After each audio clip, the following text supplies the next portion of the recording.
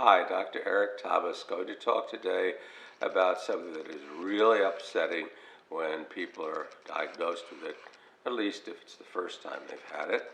Hopefully it would be only a one-time situation, but you can get it again. It's pretty common.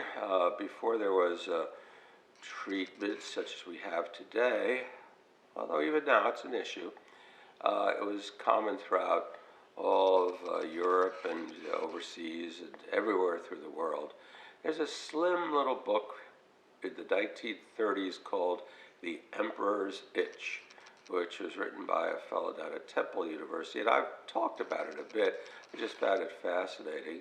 But his theory was that the Emperor Napoleon I actually had scabies, that many of the treatments that he was given by various doctors back then were those that were given to the armies of Europe for such an infection. So anyway, scabies exists. It goes through little cycles, and it often flares up after wars or other times. People think that it's due to dirt, and it's true that poor hygiene makes it more likely to spread, but basically it's an infection. Anyone could get it. I've seen people who are helping feed or clothe those who need help, and just in sorting clothes and so forth, they'll pick it up. So it's nothing to be worried or scared or ashamed about. It's not at all that way. It's an infection, and anyone could get it. So what is it?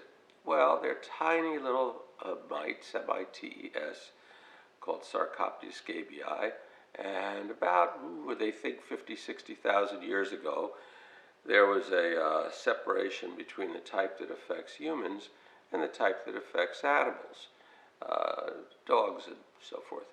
And that's important because usually scabies is pretty easy to diagnose, but sometimes it can occur due to an older or younger dog who has a sarcoptic mange. And then the treatment that we give people, while it might temporarily help, is doomed to fail because reinfection will occur. Now, the mites from animals do not reproduce on humans as far as anyone knows, so there are some special advice given, and certainly do not do anything for your lovely dog until the diagnosis is 100% certain, since it's not an easy thing to do, and dogs can be treated also. So where does scabies itch? When does it itch? How badly does it itch? Well, if someone comes to the office and I observe them scratching, it's pretty rare that it is not scabies, although other things can do it. Scabies tends to become more active when people get warmed up, or go into the covers at night.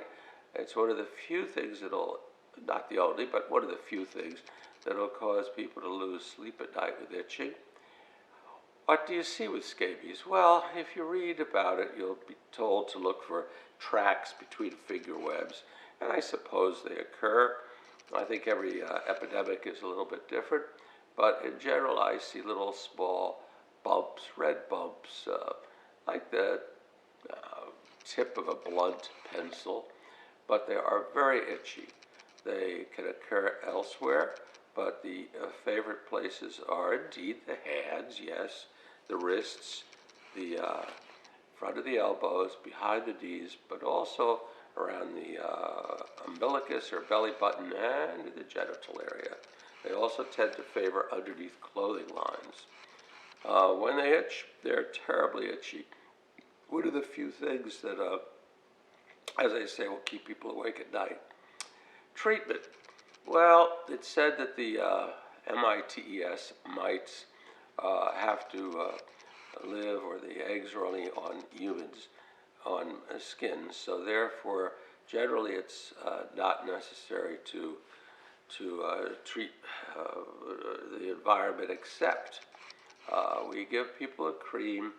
Usually we use permethrin, and people apply it, leave it on overnight, shower it off or bathe it off in the morning, but it's important that they take the sheets, pillowcases, blankets, everything they've worn, and those have to be either washed in hot water or run through a hot dryer, ironed, or dry cleaned.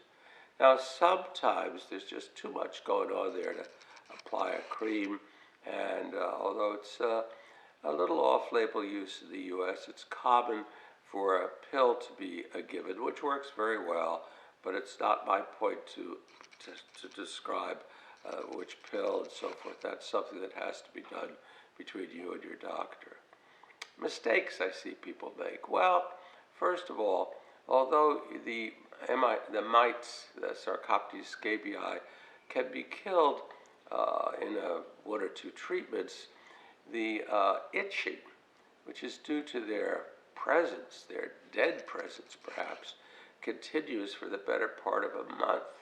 So we give people other creams or even pills to cover them for that uncomfortable period of time. But it will take several weeks, gradually, every week, the rash becoming better and better. Another thing is the psychology of it. When people are told they've had an infection due to bugs, even though they're invisible, you'll never see one, they're that tiny, even when they're told that, it's obviously very upsetting. Now, we all, without even thinking of it, routinely have a little scratch here or here, but we ignore it. We know that's what we've had throughout life. But for the month or two or three after you've had an infection with scabies, the psychology is such that every little thing that normally might be ignored suddenly is, oh my gosh, are they coming back? So I hope that is nice to have a little extra time. I do tell this to people when they come in, but it's hard for people to take it all in. So it's a great pleasure to have this resource for my own patients, but I'm aware that this really does go throughout the world. I've recently seen that the number of people in the United States who look at this is only 20 to 45%. So the majority of people are from the truly World Wide Web, and I welcome you, and I hope that this is of some value to you. This is Dr. Thomas. Thank you very much for listening.